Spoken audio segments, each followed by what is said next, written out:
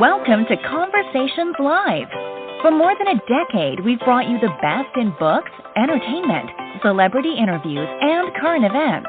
When the movers and shakers of the world have something to say to you, they say it to us first. Here's your host, Cyrus Webb. And welcome back, everyone, to Conversations Live. I'm your host, Cyrus Webb. Glad you all could join us once again. But for our radio audience here in Mississippi at WYAD 94.1 FM and WYADonline.com, we're glad that you all could be with us. Also, joining us are our friends at iHeartRadio and Amazon Music Podcast. We're glad you all could be with us as well. Well, we know this time of year there's a lot of things that are changing, and one of the things that can be impacted is our sleep as we're going from season to season. We're excited to welcome back John Lopos to our program today of the National Sleep Foundation. Last time we had John on in March, we talked to him about the impact, of course, of our sleep when it comes to our health. Today we're going to talk to him, though, about how the seasons can impact our sleep and also how you can be able to make the most of this time as well. If y'all don't have information about the National Sleep Foundation, of course, we'll let you guys know where you can find that. John, thank you again for the time. Really appreciate it. Cyrus, thanks, Cyrus. It's great to be back with you and your listeners on the program. Well, John, I have to say, the last time you were on with us in March, got a lot of great feedback about the topic of the correlation between our sleep and our health. And so I'm sure some of our audience members may be surprised about the correlation between our sleep and the seasons changing. So how can sleep schedules change during the summer, John?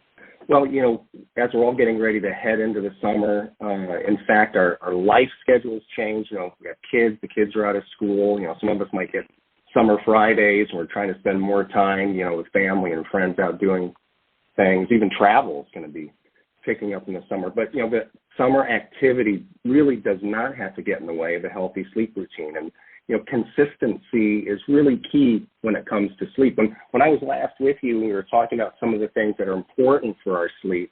National Sleep Foundation's promise to the public is to help anyone and everyone be their best slept self. And even moving into the summer, there are some small steps that all of us can take that are going to have a really big impact on our sleep health. And that means things that we can do during the day to help our sleep at night, as well as what we're doing as the sun is going down. So let's start with this. In the summer, and all throughout the year, it's really important for us to get bright light. Start our days off with bright light. It's better if we can get it outside, from the sun. But if not, for different reasons, there are lighting solutions that we can use indoors. The next is exercise. Even, 20 to 30 minutes of vigorous exercise a day is actually going to help our sleep at night. And then consistency of our meals. Now, these are the things that we're recommending to people throughout the year. And it can get tricky during the summer, but even having consistent meal times, day after day during the summer. Those are things that we can focus on during the day that are going to pay off to help our sleep at night. We then have some recommendations, of course, for the evening. And these are things we can still focus on during the summer, and that's to avoid heavy meals, especially a couple hours before we want to go to bed, and avoiding nicotine and caffeine and alcohol. That next step at night is our relaxing wind down. And, each of us can have one. It's going to be unique to each of us. What is it that you like to do? What's going to work for you as we start to wind down, get ready for sleep? It could be a cool shower in the summer. It could be reading a book, listening to some music. We would not recommend, a nightcap. That's not going to help us with our sleep. And then finally, that sleep-friendly environment. And to us, that means a cool and dark and quiet place. And when we're in that environment, that also means it's time, even in the summer, to put the screens away. We recommend at least an hour before you want to go to sleep, because screens and sleep don't mix. And John, all of these are practical things. They're not always easy, as you mentioned, for any time of the year, but definitely I think during the summer when our schedules are kind of impacted. I mentioned, of course, the last time you were on, the feedback that I got. Is that something that you're hearing from others, that they're surprised at the correlation of the things like you mentioned and the impact it can have on our sleep and sleep patterns? Well, over time, Cyrus, I think the public has gotten much more aware of the connection between their sleep and their overall health and well-being. That's, been, through our work and the work of others. but we really are past awareness now. And it's about getting people to really internalize that and understand just how important their sleep is to help mitigate or prevent conditions, certainly lessen the impact of things like heart disease, high blood pressure, obesity, diabetes, and also the impact on our immune function and mental health conditions. I mean, there's a real connection between not getting enough of the quality sleep we need and those conditions. Yeah. So I think, the obvious question would be then, since you're telling us the things that will help us with our sleep, what are some of the potential health consequences then, John, from lack of sleep, especially during the summer? Well, I don't know if it's going to be pegged to the summer.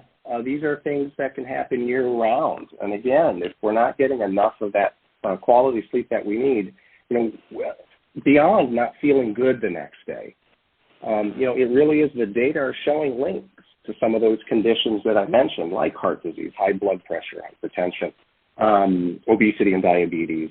And again, and this is very relevant because of what we've all been through recently, and that is, that sleep and getting enough sleep is good for our immune response. So if we're not getting enough of that sleep that we need, it could have an impact on how we're fighting off things like infection and other conditions. And that's why these conversations are so important, and we're glad to have you, John, here to break it all down for us. Again, everyone, John Lopos has been our guest of the National Sleep Foundation, helping you guys to get the most of your summer and any time of year and making sure that you're getting the proper rest and sleep, knowing the benefits of that.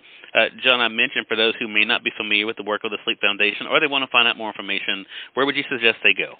Well, I'd ask everyone to go to our website. There's only one National Sleep Foundation. National Sleep Foundation website is vnsf.org.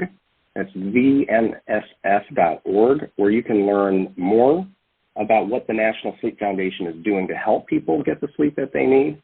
There's more educational content there, and there are some small steps and tips that you can take, everyone and anyone can take, to help be their best slept self. Well, John, thank you so much for the great work you're doing and also for the time today, and looking forward to having you back on the program again soon. Cyrus, thanks, and thanks to your listeners. We appreciate you, and we thank your audience for tuning in to another great segment of Conversations Live, part of our News You Can Use segment here at WYAD 94.1 FM and WYADonline.com. Until next time, I'm your host, Cyrus Webb, saying, as always, enjoy your day, enjoy your life, enjoy your world. Thank you all for choosing Conversations Live, and let's go make today amazing. Take care.